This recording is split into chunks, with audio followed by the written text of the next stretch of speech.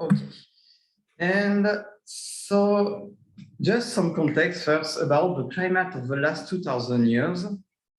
So the multi-decadal surface temperature change may be forced by different forcing factors. They can be natural, like the volcanic activity that you can see here, or the anthropogenic factors, it means us. And distinguish these factors is essential for estimating the sensitivity to multiple climate forcings and the amplitude of the unforced variability. So it's one of the sentences in the page 2K paper in Nature Geoscience. So quite a hot topic. And one of the main findings of the past 2K community is also that in contrast to the pre-industrial climate fluctuations, the anthropogenic climate change is occurring across the whole world at the same time. So it means that over period like the medieval warm optimum climate period or the little ice age, they were only at some place and not so rapidly. And what is past 2K? So since the PEMI-3, now we could see some simulations, a dozen of them roughly, about pre-industrial millennium. So the last millennium that we call past 1000 that you can see here. And they have been officially including, so in PEMI-3, under a common experimental design. So thanks to PEMI, which means Paleoclimate Modeling Intercomparison Project. And so for PEMI-4, you can see the logo on the right upper side. In addition to this past 1000 period, there is now the past 2K experiment that covers the last 2000 years with different forcings involved, quite with a strict protocol. So in terms of greenhouse gases, the volcanic forcing, the land use change, the solar variations, etc. And so several modeling groups have made this simulation with some standard models that you can see here on the list, but also one isotope-enabled climate model, MPI-ASM VISO. So it is the cousin of AVISM that AVISM VISO that Xiaoshu showed in the previous presentation. So here you can see the schematic of the couple model with ECAMSIS and GeoSBAR for the atmosphere and the land part. And here, contrary to AVSM, we have MPIOM. So it makes MPISM. And we talk about model, but for the water isotope, the important is also the data. And there were several efforts of compiling this data. So one of them is in the framework of Pages 2K with the ISO2K database that you can see here, and that I will use as a model data comparison in this presentation. And another one is also the CSOurce PAO10 dataset made by LAEA. And you can see here a model data comparison made by Boller et al. In this year in Climate of the Past. So what I will show you today, maybe it's not, there are not fancy questions. So sorry for that, it's just ongoing work that I will show you today. So some first results about the entire 2000 years period with MPISM VISO and some first comparisons with the ISO2K dataset. And the second point is also to combine the model data, the model outputs and the observation. So it means to reconstruct the climate variation of the last 2000 years by offline proxy data simulations. I don't have this reconstruction, but just to show you some first results, test results for the 20th centuries and the issues and perspective for us. And then without any transition, also a focus on the so-called late antique little ice age. I will give you some detailed data, which is a period during the first millennium. So it's also, thanks to this new simulation, we can try to study this kind of period that was not studied before. And especially it is interesting because there were 4 large volcanic eruptions in a rather short time on climate and on water isotope signals. So we will see the impact on them. So first, here it's really the global picture of the, so at the top, you can see the variations of surface air temperature during the last 2000 years from MPISM VISO. And here the variations of delta H, still at global scale. And what you can see, you have some variations due to volcanic activity, etc. And the current farming here, and we see also an increase in delta 18.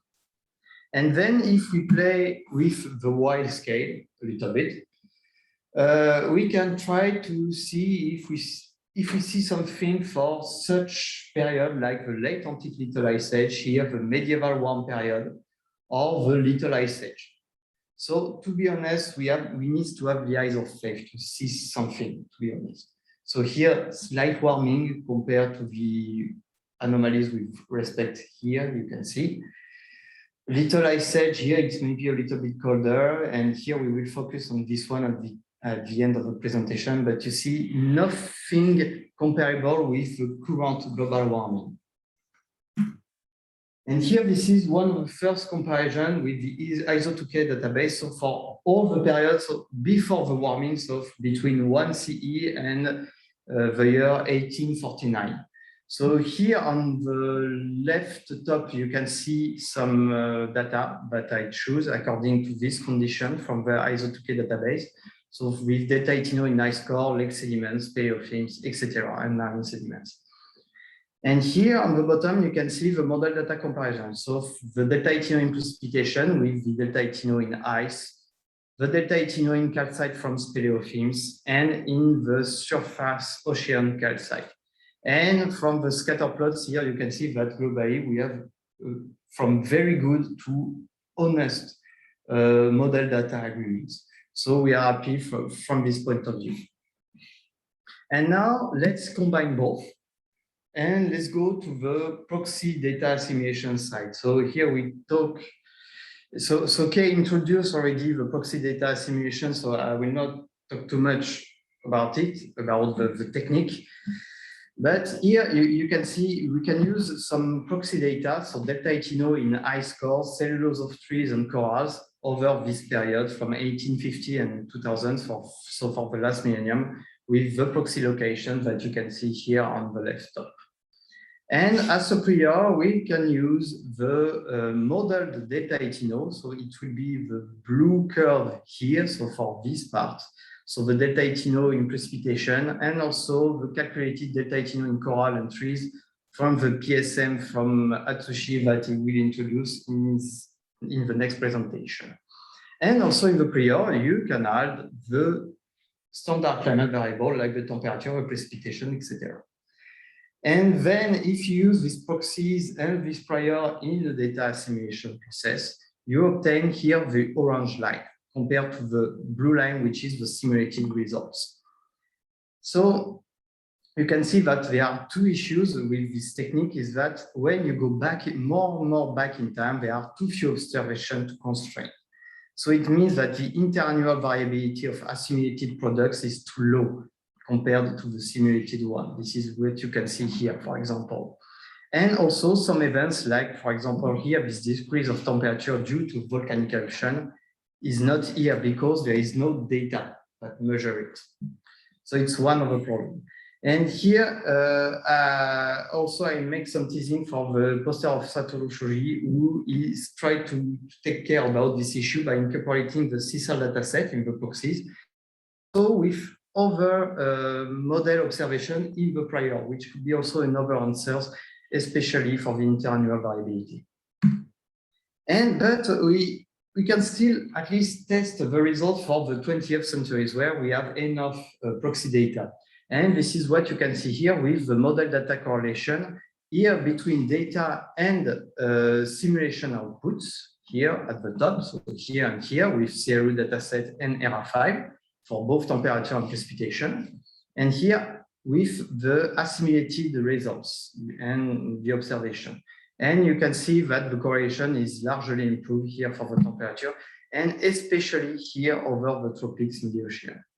And this is what you can see also here for the Nino-Free index, where the comparison between the reanalysis ERA5 and the results after data assimilation, so the blue curve, the blue curve is really in better agreement with the observation thanks to the data assimilation process. And now, without any transition, I go to the late Antique Little Ice Age, where there were 4 large volcanic eruptions in less than 100 years, especially. And according to this study, using tree-ring width, a global surface cooling in the northern hemisphere starting in the mid-6th century and lasting 1 century has been proposed here. And so they called it as the late Antique Little Ice Age. So this is what you can see here, and based on the tree rings here in Europe and in Altai, so in Central Russia.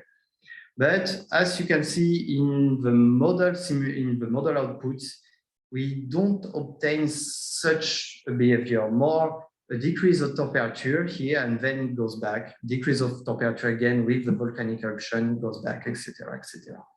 And it has been also already discussed by a paper from Von Dijk et al. In Climate of the past discussion. And so I will go briefly because here it's quite rough slides, but here what you can see is a composite of anomalies in temperature, precipitation, and delta Itino for the years just after volcanic eruption compared to the average. And here the signal in temperature, precipitation, and delta Itino for yearly mean, summer, and winter for different sites that you can see here and here. So here it's focused for Europe and Altai. And maybe you do not see so well, but just to see that compared to the temperature, the delta Itino answers is not so clear. I mean, it's not because you have a decrease in temperature, but you have a decrease in delta Itino, especially due to change of water vapor transport, or here for Altai, it can be due to some re-evaporation effect, continental re-evaporation effect, for example, that influence the delta Itino signal. And now if you go more on the ocean side, so for the Labrador Sea and the North Atlantic, you can see still this decrease, for the decrease of temperature, but then you go back, decrease of temperature and you go back, etc., etc. So here it's more the temperature delta Itino relationship is quite more clear, usually. Here you can see temperature decrease, delta Itino decrease, especially for the Labrador Sea, it's pretty, the relationship is pretty clear. And it's also the case for the continents, for example, for Greenland and the US, but I do not spend too much time on it. And then also one interesting site is the Asian monsoon area, where you have also, after each volcanic eruption, a decrease of temperature, but because you have a decrease in precipitation, you have instead an increase of the delta Itino precipitation. And this is also, you can see here the amount of water vapor in the atmosphere integrated column here, which is really decreased. And also here, so it goes, the anomalies goes on this side here for the wind. So it means you have less water vapor transport going from the North Pacific to the Asian continent. And so it influences your delta Itino in precipitation signal, despite that you have lower temperature after volcanic events. And then, so we talk about delta Itino, so we can make also model data comparison thanks to the ESO2K data set. And so I did it for men just for some speleothem data that you can see here. So for Asia and Europe, so here in brown, and also for the cellulose in trees. Unfortunately, there is only one here, so still in Asia, and for some ice cores in Greenland. And so what you can see, finally, it's complicated, to be honest, to make such model data comparison on such small temporal scale and to have enough high temporal resolution data. So it's quite complicated to have really a definitive conclusion. But for example, for the ice core here, we have this increase here in delta Itino. So this is the black line, which is not catched by the model. And this is for all the sites here in Greenland. But we can catch, for example, some minimum here due to volcanic activity linked to the decrease of temperature. For the cellulose of trees, for example, we have here this increase in delta Itino in both model and data, and which is related more to change in precipitation. And the same for the speleothem too, even if here you can see sometimes it's really difficult to say something, to be honest. So we need really more model data comparison, more statistic on it, but it's still a work in progress. And so just to not run out of time, I will let you the conclusion like this. And I thank you a lot for your attention. Thank you.